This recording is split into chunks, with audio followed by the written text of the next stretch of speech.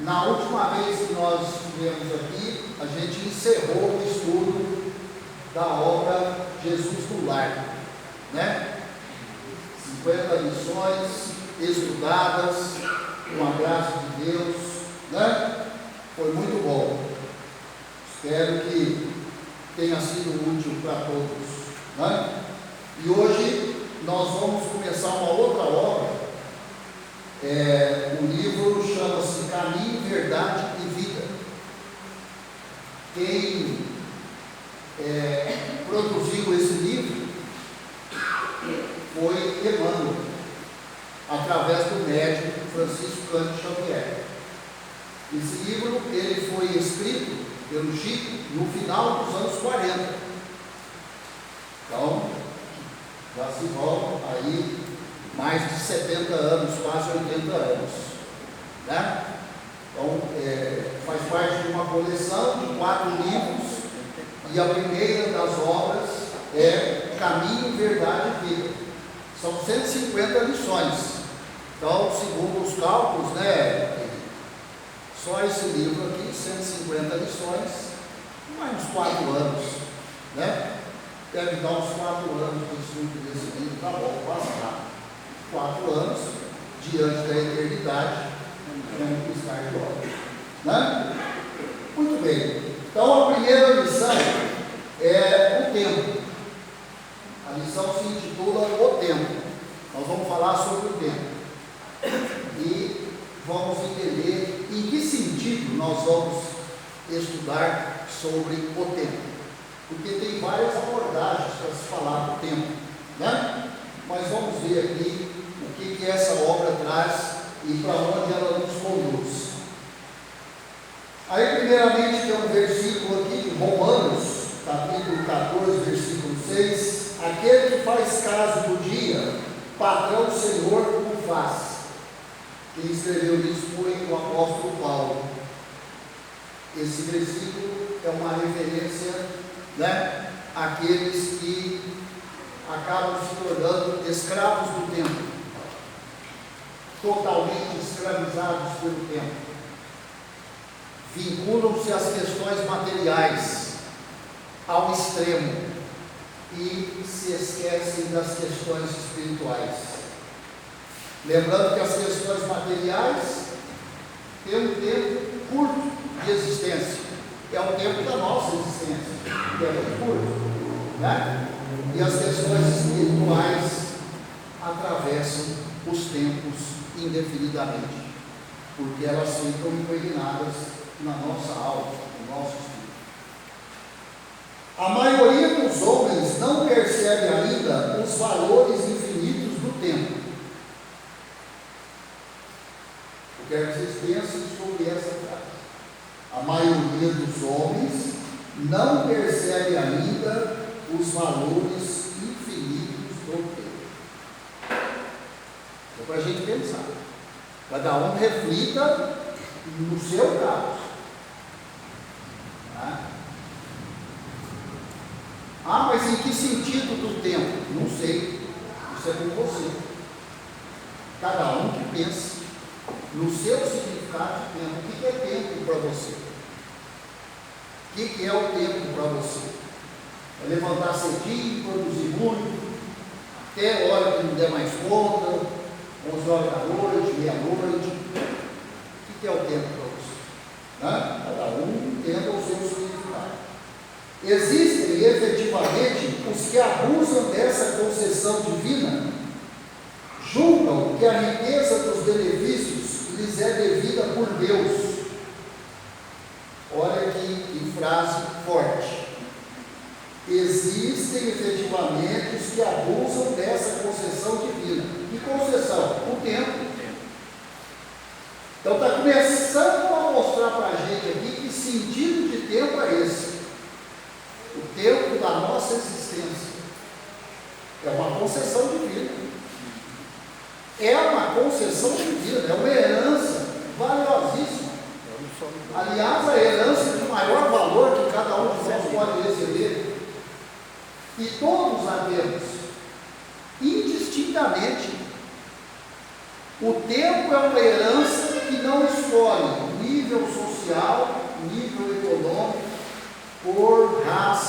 religião, nada. O templo é uma possessão divina para todos da humanidade, sem exceção. Olha que maravilha, né? E muitos abusam disso. Julgam que a riqueza dos benefícios lhes é devida por Deus. A riqueza dos benefícios, pensa em todos os benefícios que você tem. Muitas vezes julgamos que esses benefícios são devidos a Deus. Devido a Deus é o tempo que nos é concedido. Esse é o benefício maior. Agora, o que cada um vai fazer com o tempo que é ganhado, concedido, aí é problema de cada um. Aí cada um que se entenda com quem deu o benefício, ou seja, com Deus. Né?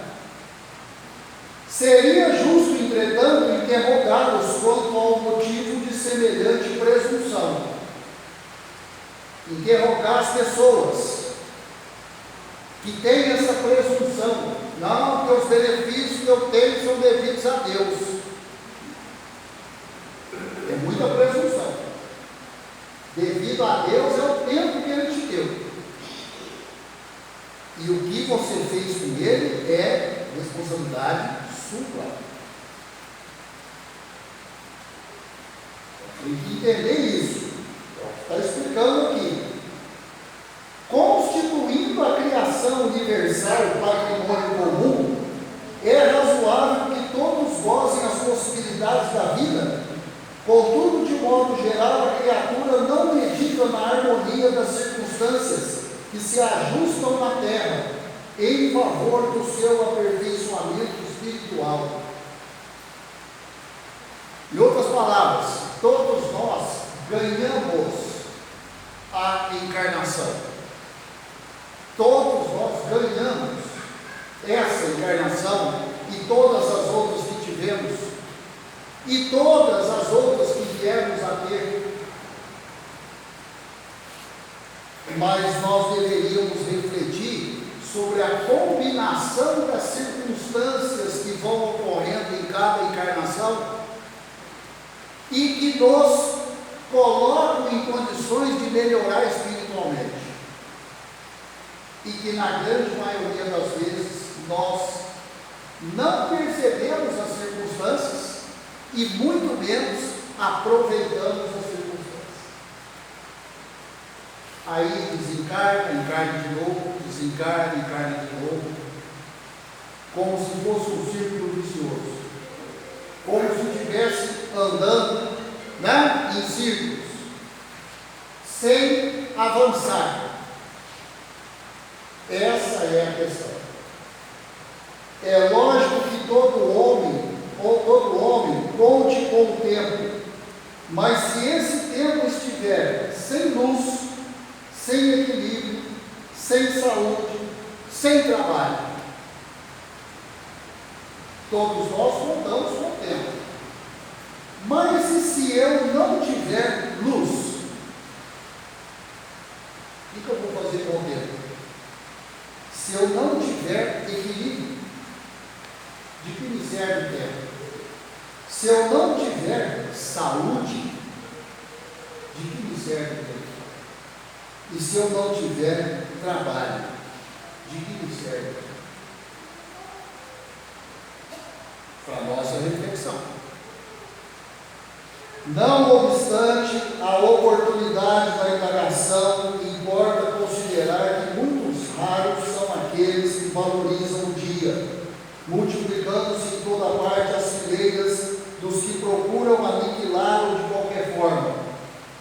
A velha expressão popular, matar o tempo, reflete a inconsciência vulgar nesse sentido.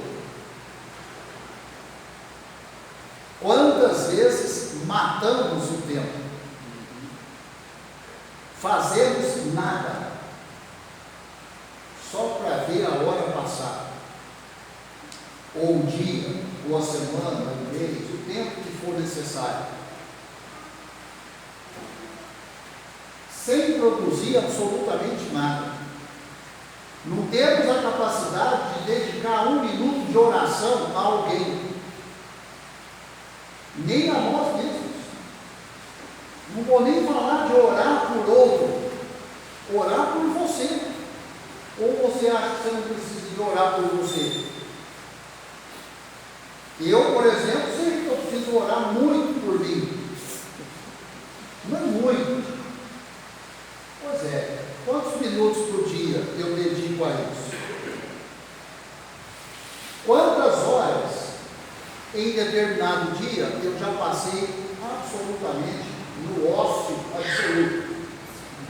Então, estou cansado. Já que a gente acabou de falar aqui da fadiga, estou cansado demais, não vou fazer nada. Hoje eu não vou direito para não fazer nada. Nem vibrar positivamente. Não cansa. Vibrar positivamente não cansa. É mental. Não demanda músculo, não precisa das pernas, né? Não precisa de nada físico. Precisa da alma só. A alma eu acredito que todo mundo tem. Só precisa da alma, né?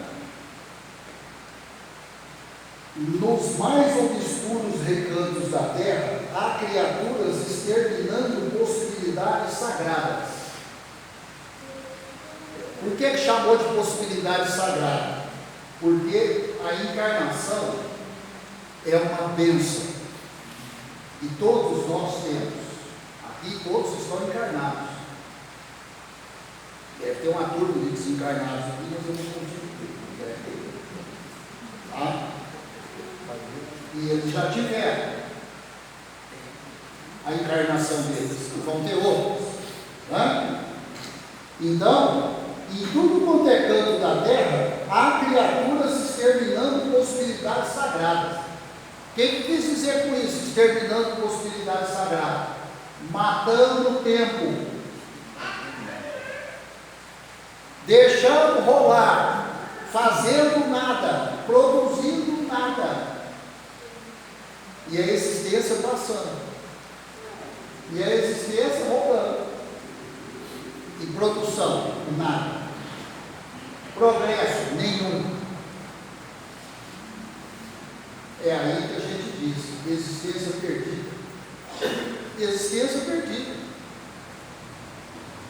Um bem tão valioso, que nós não somos nem capazes de dizer quanto que vale uma encarnação, para a gente simplesmente passar por ela, em branco, né? A tal ponto de, quando você volta para o plano espiritual, em pouco tempo cai no esquecimento de todos. Então foi uma existência sem qualquer significado. Não tem ninguém para lembrar da sua existência, nenhum feito seu. Nada, não deixou, não construiu absolutamente nada, não edificou nada, a tal ponto de ser totalmente esquecido. Então aí é existência perdida, totalmente perdida, né? Nenhuma oração, ninguém é capaz nem de lembrar para fazer uma prece. Então foi uma existência perdida. A sua existência não significou absolutamente nada. É muito triste, né? Nos mais obscuros recantos da terra, há criaturas exterminando possibilidades sagradas. No entanto, um dia de paz, harmonia e iluminação é muito importante para o concurso humano na execução das leis divinas. Um dia. Os interesses imediatistas do mundo clamam que o tempo é dinheiro. É outra expressão que a toda hora a gente ouve ou fala. Tempo é dinheiro, não posso perder tempo. Não posso perder tempo, tempo é dinheiro. Às vezes a pessoa não aceita nem conversar, não, porque agora eu não posso. Se eu for te dar atenção, eu perco dinheiro.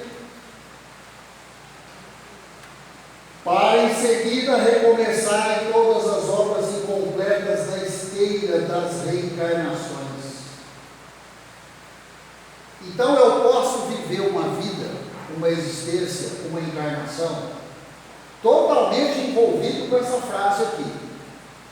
Eu posso ter sido educado desde pequeno, tempo é dinheiro, não perca seu tempo. Pois é. Então eu já sou um candidato certo a outra reencarnação.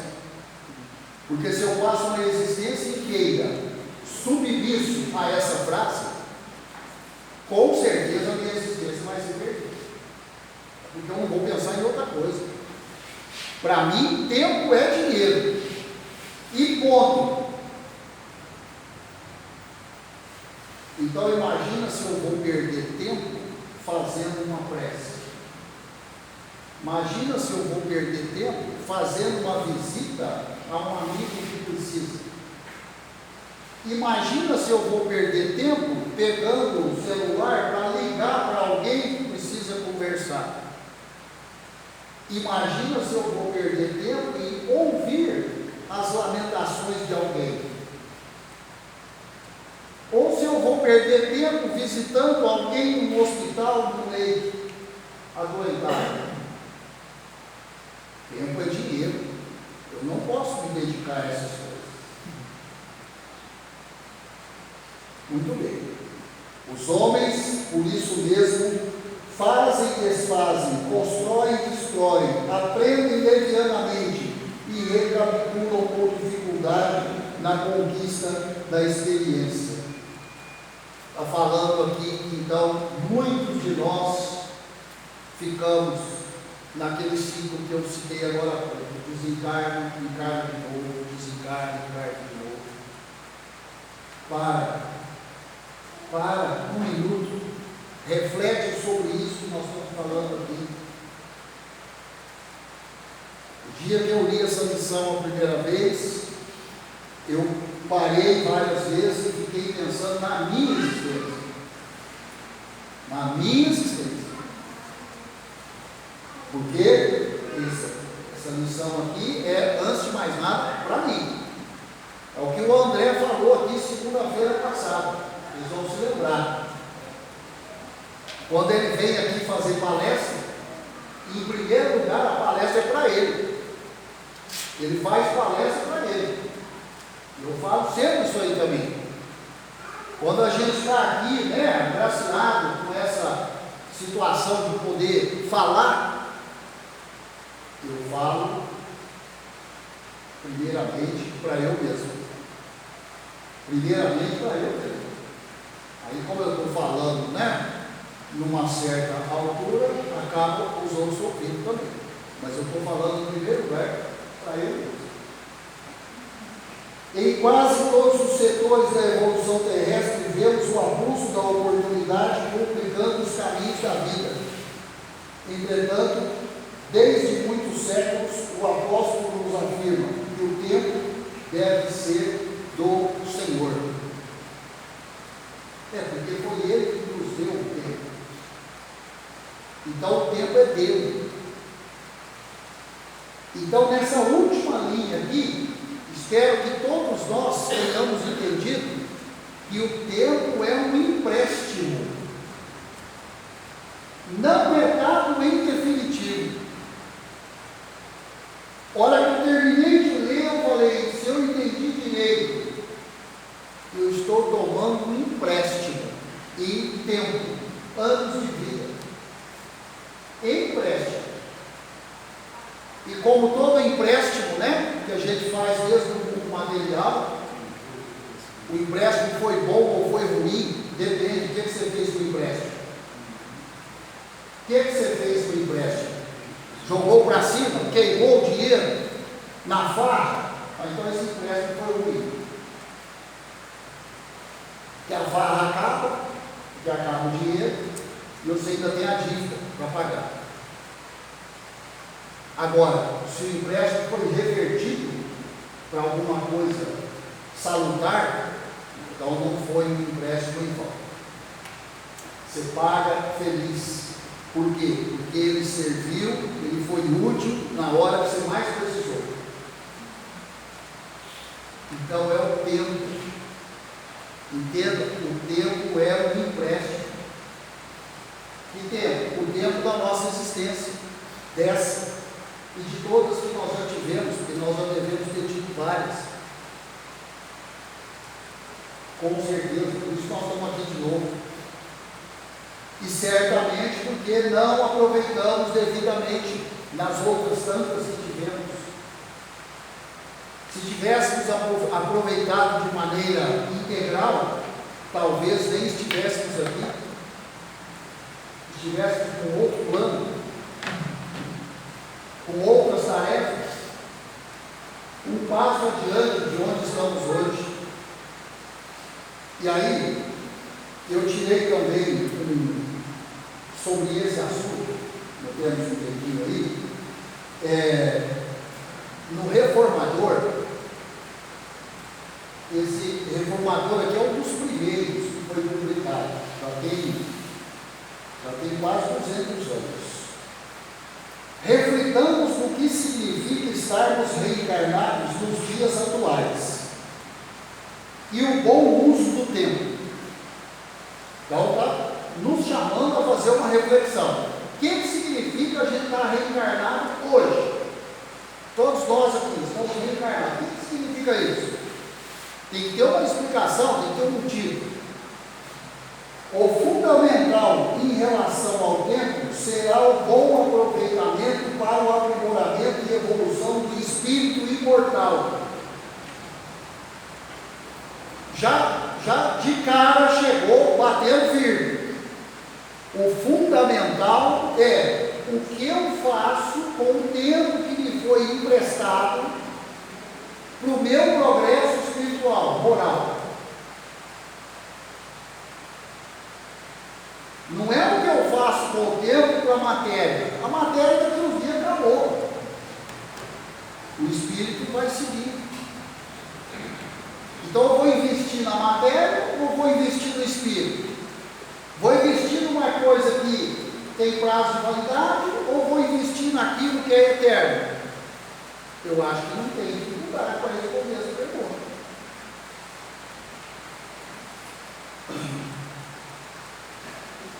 Continuando.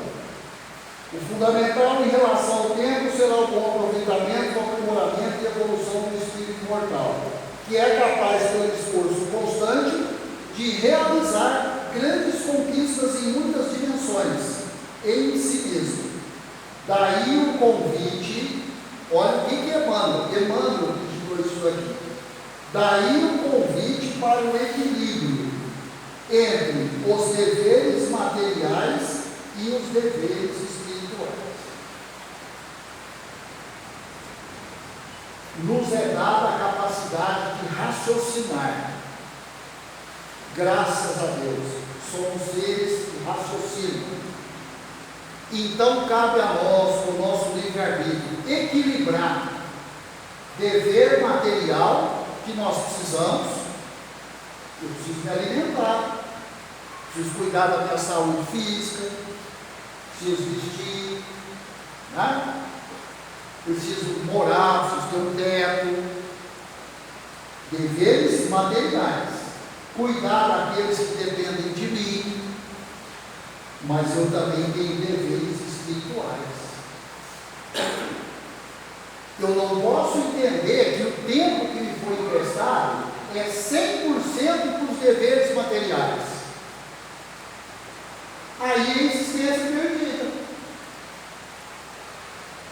E não adianta depois, na hora de chegar no plano espiritual, retornar, falar, mas todos que dependiam de mim, não faltou nada para ninguém.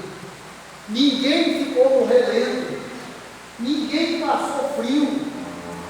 Os que dependiam de mim, ninguém passou fome. Ninguém ficou sem roupa. Ninguém ficou sem assistência médica. Tá. Deveres materiais. E os espirituais? Não investiu em nenhum. Nenhum dever espiritual. Então a existência foi perdida. E não tem reclamação. Não tem choro. A existência foi perdida. Porque tudo isso é material, fica aqui na terra. E detalhe, nem os beneficiados de tudo isso vão se lembrar de você quando você não mais estiver aqui. Tenha certeza disso. Nossa, mas tanto que eu fiz, vamos esquecer de mim? Vamos. Mas faça um dever espiritual para você ver se não fica a lembrança. Seja fraterno uma vez, seja humanitário uma vez, dê atenção para alguém que está precisando de atenção uma vez.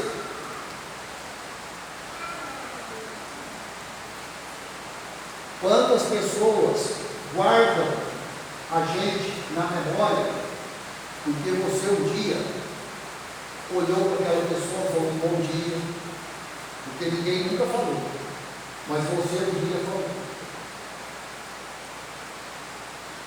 Quantas pessoas guardam que um dia, num momento de grande desequilíbrio, você chegou e leu um trecho do Evangelho e acalmou o ambiente.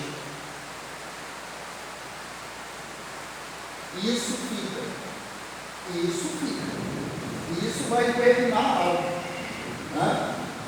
Os deveres espirituais são as prioridades, e eles, na reencarnação, se conectam dentro dos deveres materiais. Ou seja, todo dever material traz em si o dever consciencial de evoluir espiritualmente. Vamos entender isso aqui.